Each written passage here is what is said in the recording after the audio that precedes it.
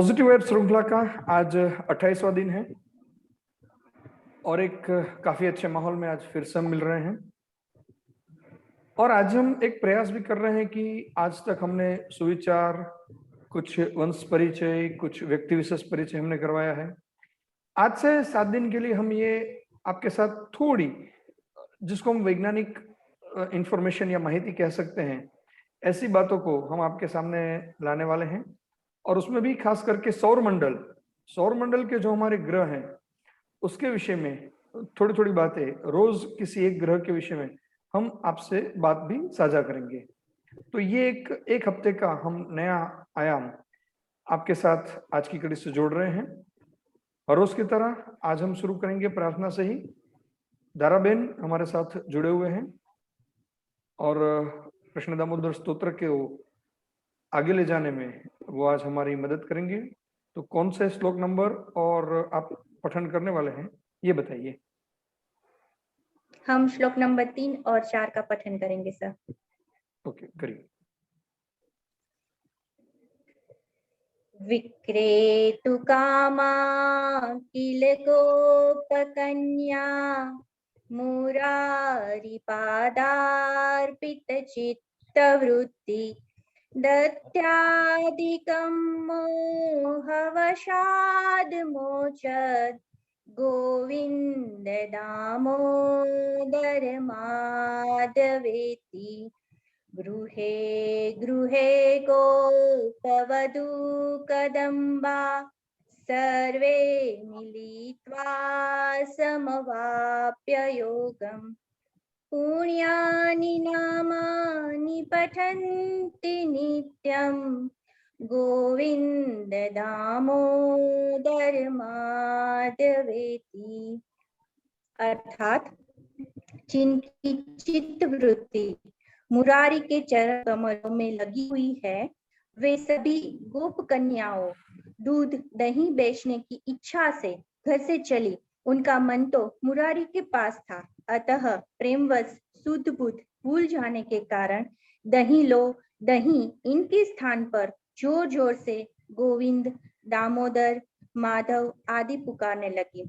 व्रज के प्रत्येक घर में गोपांगनाएं एकत्र होने का अवसर पाने पर झुंड की झुंड आपस में मिलकर उन मनमोहन माधव के गोविंद, दामोदर, माधव इन पवित्र नामों को नित्य पढ़ा करती है।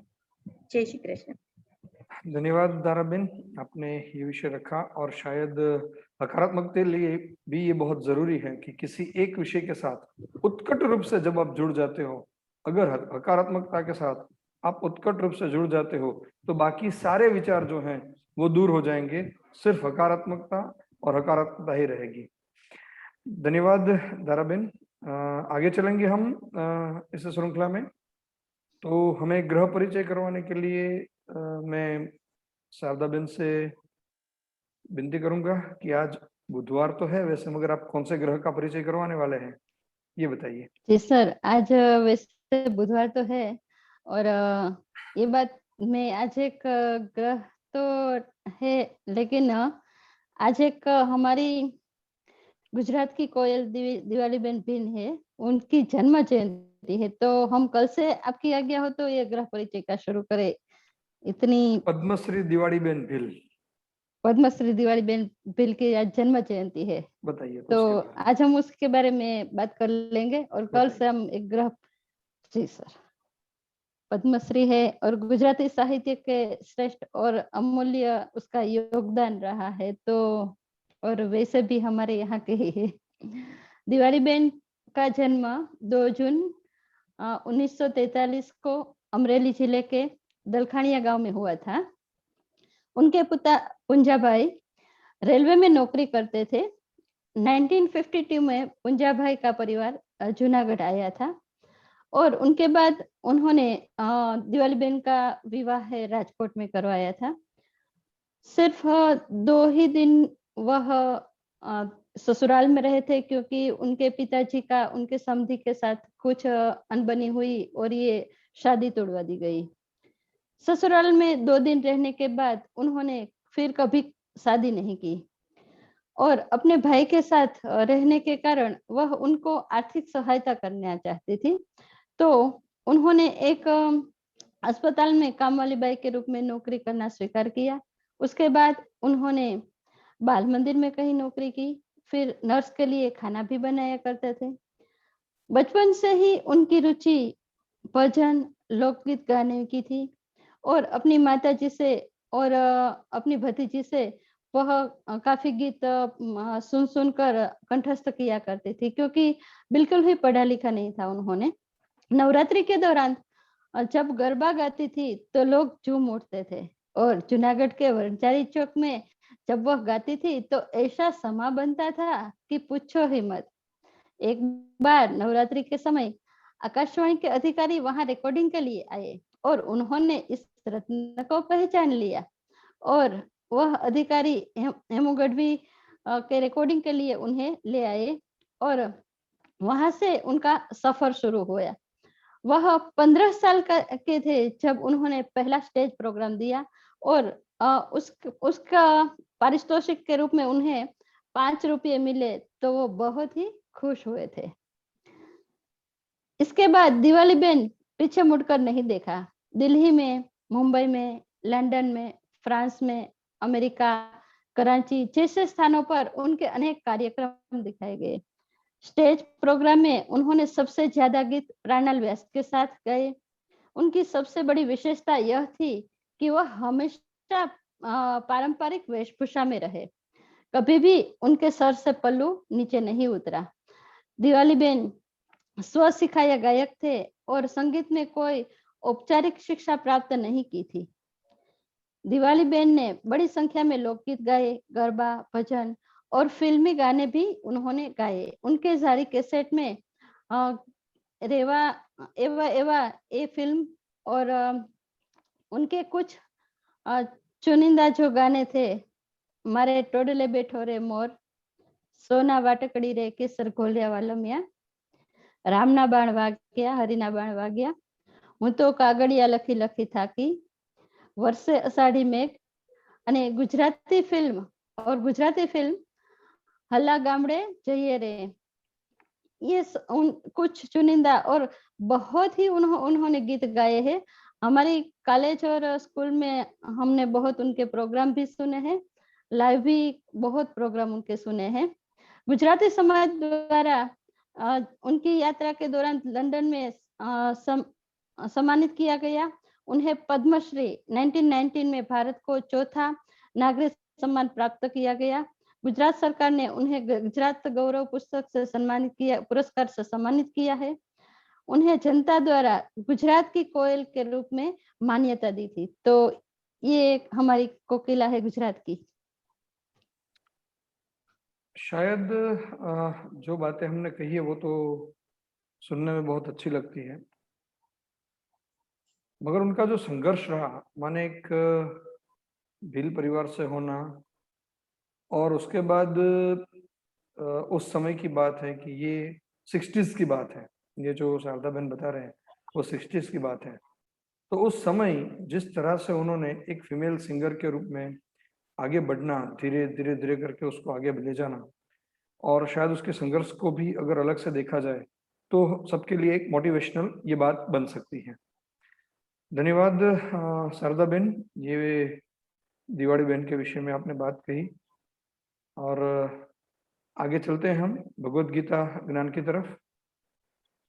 हमारा तीसरा अध्याय जो है वो कंटिन्यू है। तो तीसरे अध्याय के कौन से श्लोक आज अनिता बहन आप लेकर आए हैं पठन के लिए? हरिओम। हरिओम। भगवत गीता से अध्याय 3 कर्मयोग, जिनका 20वां और 21वां श्लोक आज पठन करेंगे और उनका भावार्थ समझने का प्रयास करेंगे। ठीक। कर्मणेव हि संसिद्धि मास्तिता जनकादयः लोकसंग्राहमेवापि संपश्यन् कर्तुमर्हसि। यद्यदाचरति श्रेष्ठ तत्तदेवतरो जनः स यत् प्रमाणं कुरुते लोकस्तदनुवर्तते। अर्थात भगवान कहते हैं कि महाराजा जनक जैसे मनुष्यों ने भी केवल अपने कर्तव्य कर्म करके ही परम सिद्धि को प्राप्त किया है, तो अतः संसार के हित का विचार करते हुए भी तेरे लिए कर्म करना ही उचित है।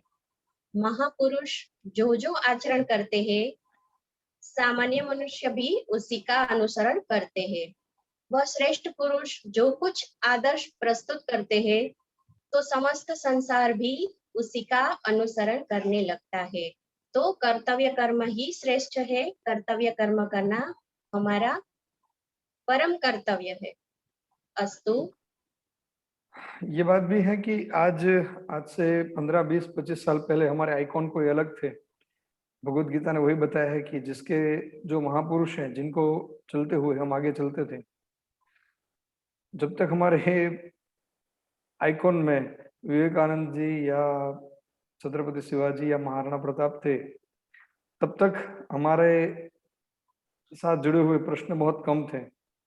और जब जब से ये आइकॉन धीरे धीरे बदलने लगे और जब आज आइकॉन अलग अलग लोग बन रहे हैं, अलग अलग सेलेब्स हमारे आइकॉन बन रहे हैं, तो हमारी पीढ़ी भी उस तरफ जा रही है।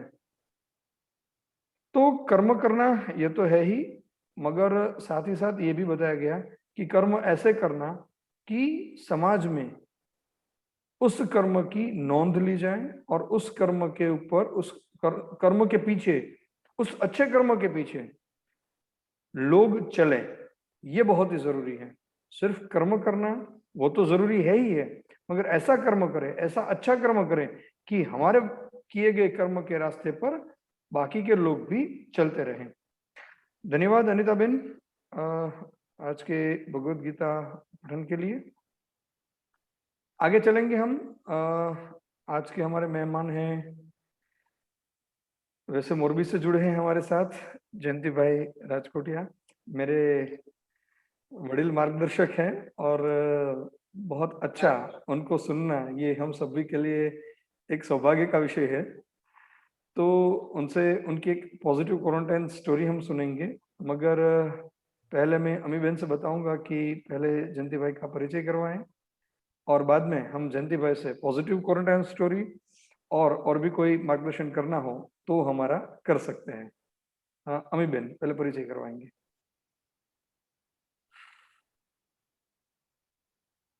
नमस्कार। पॉजिटिव वाइब्स श्रृंखला में आज हमारे साथ जुड़े हैं, जैसे सर ने बताया, जयंती भाई पोपट भाई राजकोटिया। सरनेम में राजकोट लिखा हुआ है, लेकिन हमारे साथ मोरबी से जुड़े हुए हैं। सरस्वती शिशु मंदिर मोरबी के आप मुख्य व्यवस्थापक है। मोरबी जिला ट्रैफिक एजुकेशन ट्रस्ट के प्रमुख है और माधव शराफी सहकारी मंडली राजकोट के आप डायरेक्टर है। स्वभाव से अत्यंत सरल, मृदुभाषी और मितभाषी है और उनका हंसता हुआ जो चेहरा, जब हमने शुरू की ये मीटिंग, तभी जब मैंने अपना कंप्यूटर खोला तो सीधा उनका ही हंसता हुआ चेहरा दिखाई दिया। तो ऐसे सकारात्मक व्यक्ति से सकारात्मक स्टोरी आज हम सुनेंगे। जयंती भाई। सबको प्रणाम। गुजराती या हिंदी वो तो मुझे पता नहीं था, लेकिन सब हिंदी बोलते थे तो मैं निखालस हूँ। हिंदी में गड़बड़ी हो जाएगी, प्रैक्टिस नहीं है इसलिए। नहीं गुजराती लेकिन में चल जाएगा ना, गुजराती में कई शब्द वांधो नहीं। हाँ तो बहुत सारू है। तो भावથી દેખાય ને તો મજા આવે એમ। હા ના બસ ગુજરાતી કઈ વાંધો નહીં।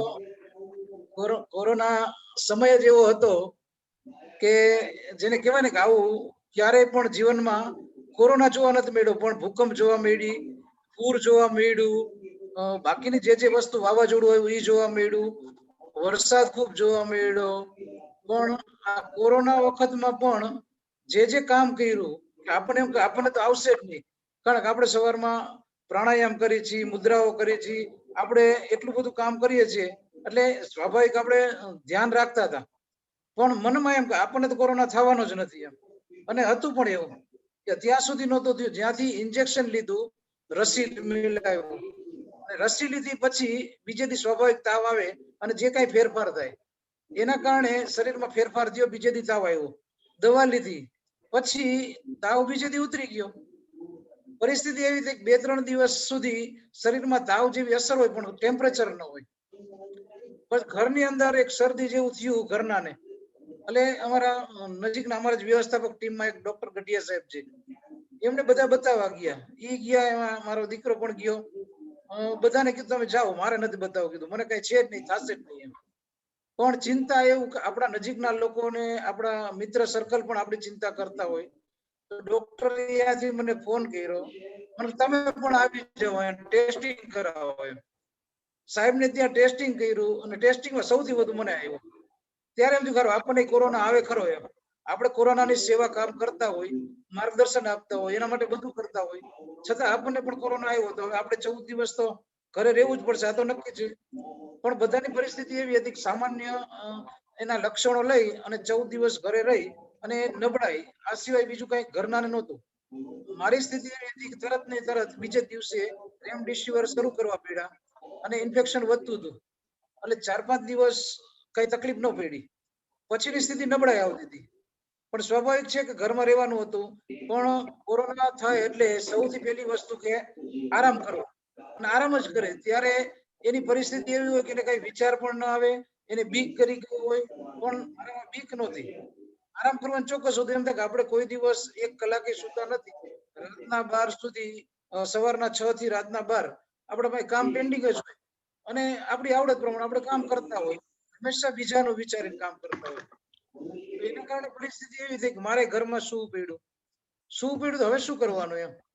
તો બાટલા ચડતા હતા. હવે વાંચન તો એ સમયે ગમે છે નહીં, એટલે બિલકુલ વાંચન નથી કર્યું મેં 1 મહિના સુધી, કાંઈ જ નથી કર્યું. માત્ર ને માત્ર આરામ કર્યો, મનના વિચારો બધા બંધ કર્યા. એટલે જેને ધ્યાન અવસ્થા કહી. એટલે અહીંથી ઉઠીને હોલમાંથી ઉઠીને આયા જમીને આરામ કર્યો, ઊંઘ કરી. 1 અઠવાડિયું જેવું આવું કર્યું. પછી જયારે થોડુંક સારું થયું અને થોડીક એમ તેવડ આવી, પણ ઘરમાં રહેવું પડે એવું હતું, નબળાઈ ખૂબ હતી.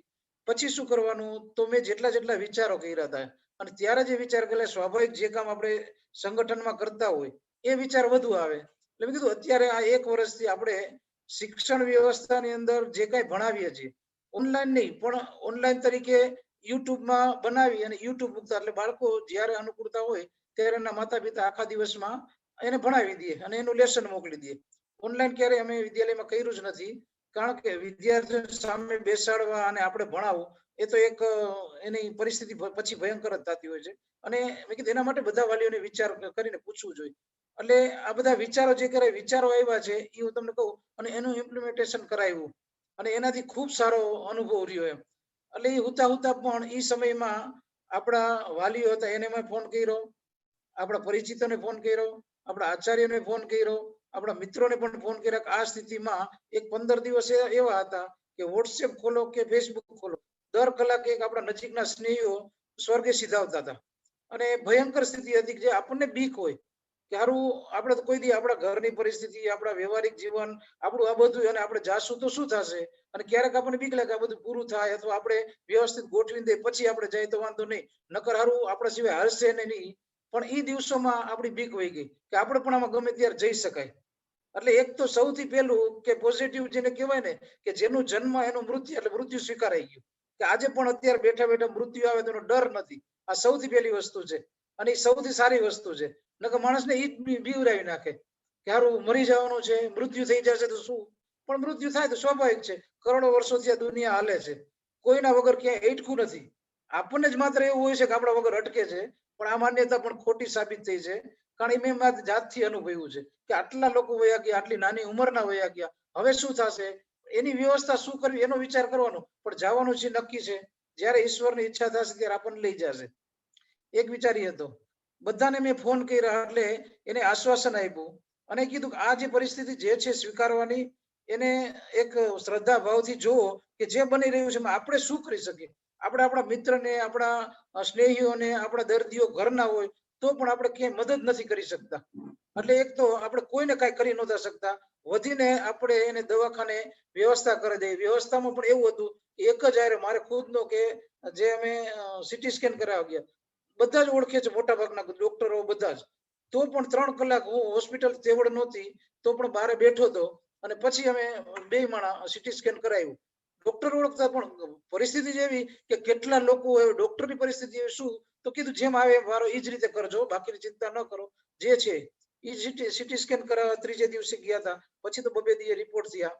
પણ જે વિચારો આવ્યા એ મહત્વના ખૂબ આવ્યા. એટલે એ વિચાર જે કર્યા કે આ બધી પરિસ્થિતિ છે તો એની અંદર યજ્ઞ છે. જન્મ દિવસની ઉજવણી અમે યજ્ઞથી રોજ કરી છે, તિથિ અનુસાર જન્મ દિવસથી. પણ આ 1.25 વર્ષ થયા, જ્યારે જ્યારે વચ્ચે સારો ભાગ આવ્યો ત્યારે વાલીઓને પાછા બોલાવ્યા હતા, રોજે રોજ પાછા બંધ થઈ ગયા. હવે આ 15-20 દિવસ તો એવા હતા કે કોઈને મળી ન શકાય, કઈ પણ ન શકાય. પણ યજ્ઞ એક થેરાપી છે, તો એને ઘર ઘર સુધી કેમ ન લઈ જવાય, એનો વિચાર આવ્યો. એનું આજથી 2-3 વસ્તુનું આજે ઇમ્પ્લિમેન્ટ કરાવ્યું.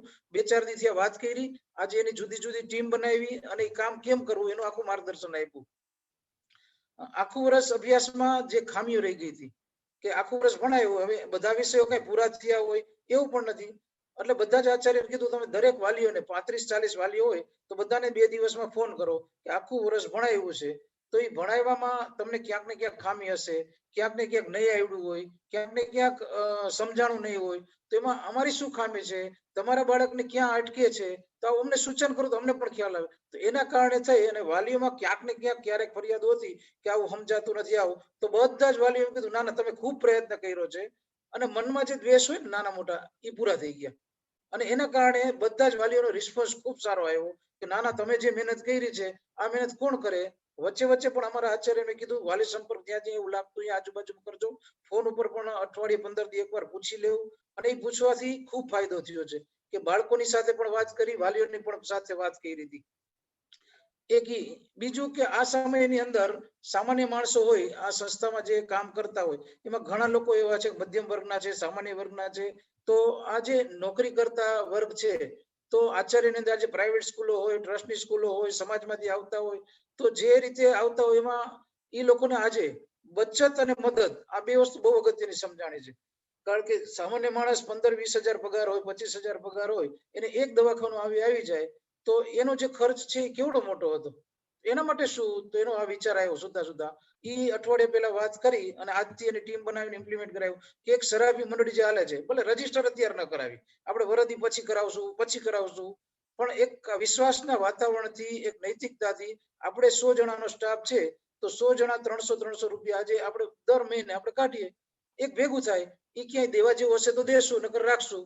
અને એમાંથી આપણે આપણા આચાર્યને કોઈને સામાન્ય માણસ હોય એને કોઈ દવાખાનાનો ખર્ચ આવે, કોઈ એને શિક્ષણનો ખર્ચ આવે, તો આ 2 લક્ષ લઈ અને પેલું પ્રાયોરિટી એને આપો. ત્રીજો પ્રસંગ આવે અને જરૂર હોય તો મોટી રકમ આપી શકાય અને એ કટકે પાછા આપણને પૂરી કરી દઈએ.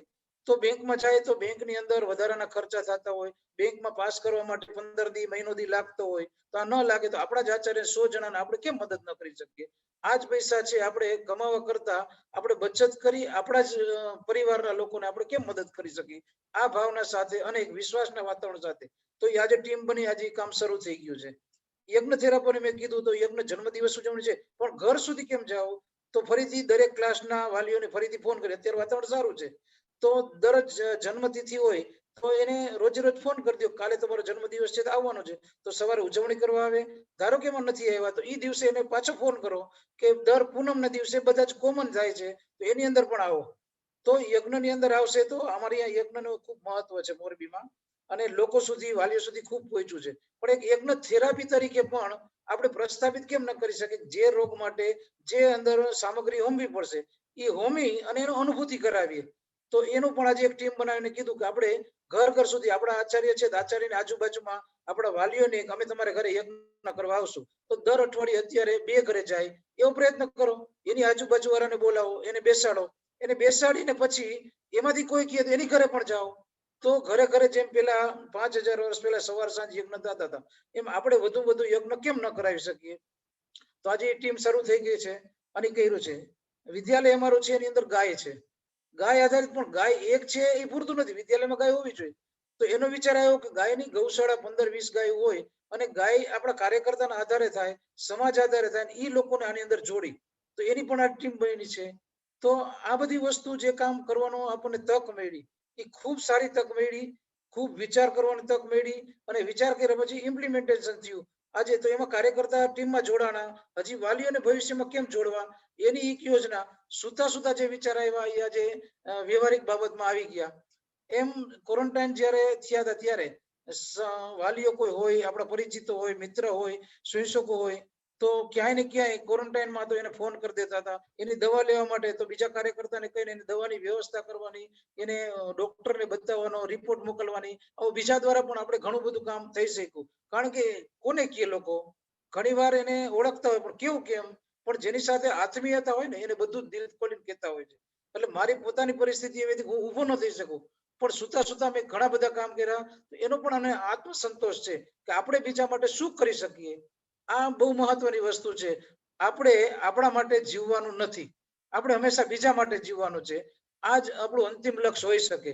એટલે ક્વોરન્ટાઇન વખતે મેં વાંચન આ વખતે નથી થઈ શક્યું, કારણ કે ઈચ્છા જ ન હોય. પણ એક તો શાંતિથી મનની અંદર વિચાર શૂન્ય થવાનો પ્રયત્ન કર્યો, એટલે વિચારો બંધ કરી દીધા, દુનિયાનું જે થવું હોય થાય, પણ જેના ફોન કર્યા છે એને જેટલું મદદ કરવાનું એટલું, એ સિવાય કઈ વિચાર નહીં કરવાનો. એટલે મૃત્યુનો ડર વયો ગયો, અને જે કામના વિચાર આવ્યા એ કામ અત્યાર સુધીમાં વેવ્સ ગયો. તે પછી આજે પ્રયત્ન કરે અઠવાડિયામાં, આજે સવારે જેની મીટિંગ કરી અને કામ શરૂ કર્યા. એટલે મારા માટે ખરેખર ખૂબ આનંદની વાત છે કે આ રોગ છે એ રોગ તો જીવનમાં આવવાના છે, હજી ઘણા બધા આવવાના છે. આવનારો દિવસ છે તો એની અંદર આપણે શું કરવાનું, તો એક હિંમત રાખી અને આપણે આની સામે લડવાનું છે. આપણે જ લડવાનું છે, બાકીના કોઈ લડવા નહીં આવે. આપણા સાથીદારોને, આપણા નજીકના મિત્રોને, આપણા પાડોશીઓને, આપણા સર્કલની અંદર એક તાકાતથી જો ઉભા થશું ને તો આવી બીમારીઓ સામાન્ય લાગશે. પણ સંગઠનની અંદર માણસ જીવી જતો હોય છે, કોઈની હૂંફથી બચી જતો હોય છે. આજે ટપોટપ મરતા તેમાં ઘરે આવ્યા પછી કેટલાય મહિરાના દાખલા છે. તો એની નજીકમાં કોઈ નહીં હોય, અથવા તો હશે તો એવું કેનાર કોઈને ના હિંમતથી સામનો કરવાનો છે. ઘણી વાર એક શબ્દથી બચી જતા હોય છે.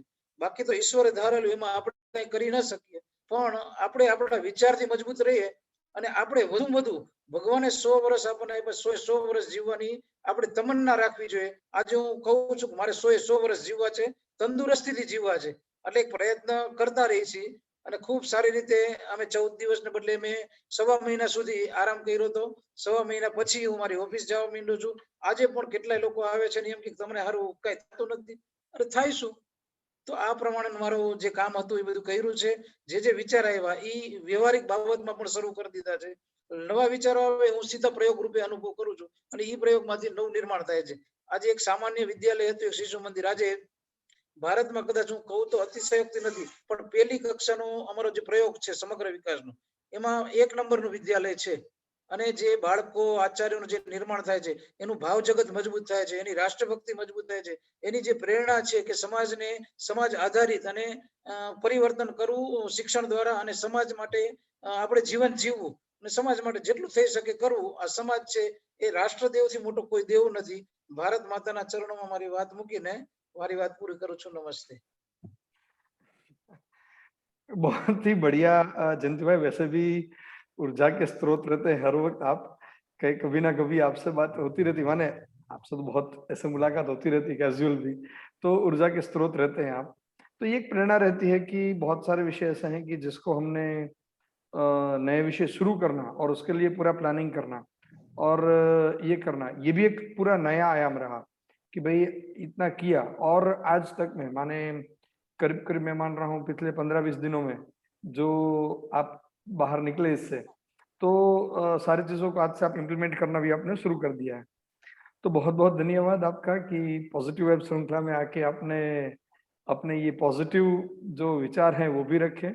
और शायद मैं समझ रहा हूँ कि हमारी जो टीम है जो पॉजिटिव वेब्स की, उसके लिए भी शायद ये प्रेरणा का विषय बना होगा आज कि किस तरह से एक विषय को लेकर काम कर सकते हैं।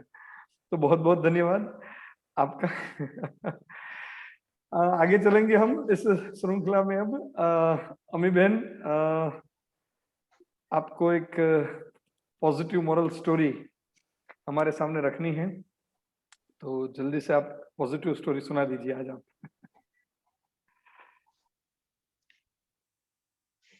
जी धन्यवाद सर। शुरुआत में ही आपने कहा कि आजकल बच्चों के जो आइकन है वो बदल गए हैं, और उसमें आपने एक नाम लिया था स्वामी विवेकानंद का। तो मुझे लगता है आज, वैसे मैं हाथी की एक स्टोरी सुनाने वाली थी, लेकिन आपने जो आइकन वाली बात की और स्वामी विवेकानंद का नाम लिया, तो मुझे लगा कि इसके बारे में बात की जाए। तो एक विदेशी महिला थी, उन्होंने स्वामी विवेकानंद जी को कहा कि मैं आपसे शादी करना चाहती हूँ। विवेकानंद ने पूछा, क्यों देवी? पर मैं तो ब्रह्मचारी हूँ। महिला ने जवाब दिया, क्योंकि मुझे आपके जैसा ही एक पुत्र चाहिए, जो पूरी दुनिया में मेरा नाम रोशन करे, और वो केवल आपसे शादी करके ही मैं हासिल कर सकूंगी। तो विवेकानंद जी कहते हैं कि मेरे पास इसका एक उपाय है। विदेशी महिला पूछती है, क्या?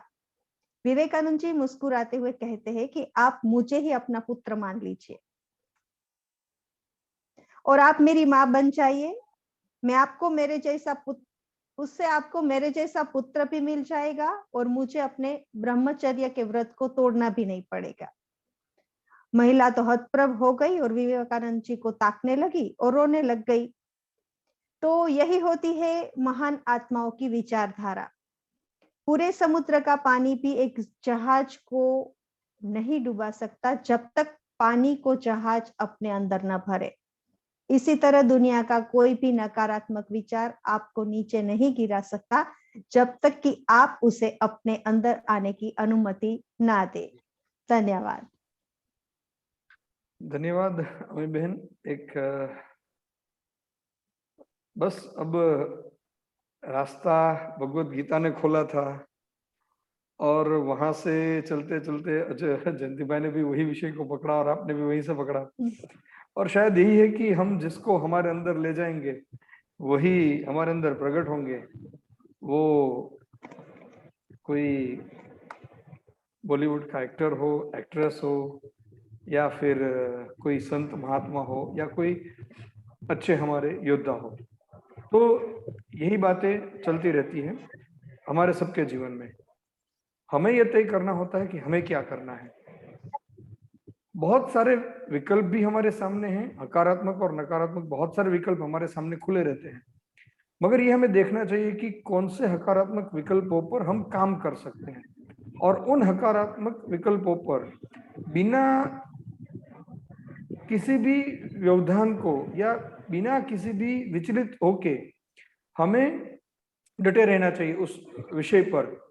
तो कुछ ना कुछ समय के बाद उसके परिणाम, और वाकई बहुत अच्छे परिणाम हमारे सामने आ सकते हैं। तो ये थी हमारी पॉजिटिव वाइब्स श्रृंखला की आज की कड़ी। आज की कड़ी के अंतिम पड़ाव में मैं फिर से दारा बहन को बुलाऊंगा, और हमारे विश्व कल्याण की भावना को जागरूक रखते हुए, पूरे विश्व के स्वास्थ्य की चिंता करते हुए हम शांति मंत्र का पठन करेंगे।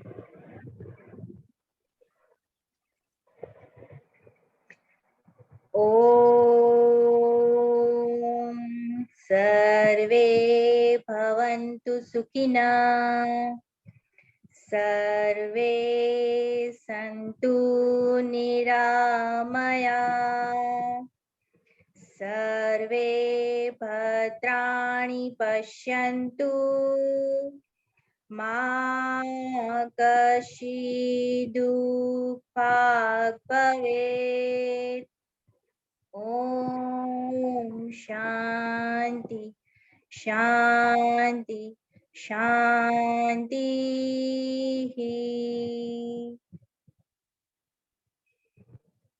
कल रात 9:30 बजे फिर से हम हाजिर होंगे, कुछ नई स्टोरीज, कुछ नए विचार और कुछ नई हकारात्मकता को लेकर। तो तब तक के लिए आप सभी लोग स्वस्थ रहें, सलामत रहें और हकारात्मक रहें। धन्यवाद।